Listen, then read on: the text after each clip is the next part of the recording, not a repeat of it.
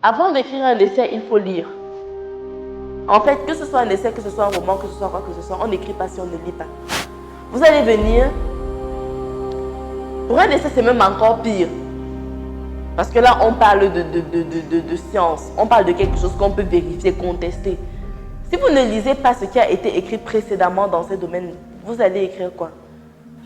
Ça veut dire que si une personne s'oppose à la thèse que vous êtes en train de présenter, c'est pour une raison. Pourquoi est-ce qu'il en parle?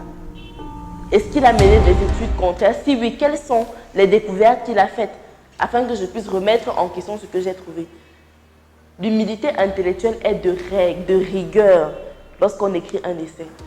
Parce qu'il y a des personnes qui se sentent intelligentes quand elles utilisent des mots très compliqués, dans des phrases très compliquées, avec des façons compliquées, au moins aussi compliquées que les mots qu'ils emploient.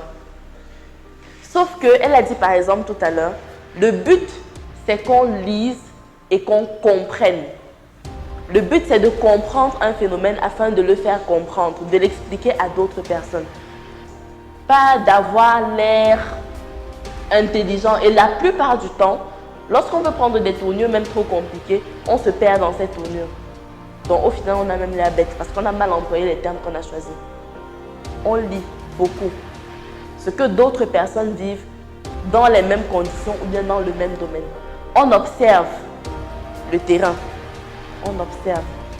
Quand on est sur le terrain et qu'on se rend compte qu'il y a un phénomène précis qui mérite qu'on s'attarde, on passe à l'étude quantitative. On lève des statistiques. Combien de personnes rencontrent ce problème? Quel type de personnes? C'est des hommes, c'est des femmes? Qu'est-ce qui favorise cela? On tombe dans le qualitatif. On interagit avec les personnes. Là, ce n'est plus juste des chiffres. C'est des données parce qu'on pose une question, on obtient une réponse. On fait des interviews avec des personnes, on obtient des réponses.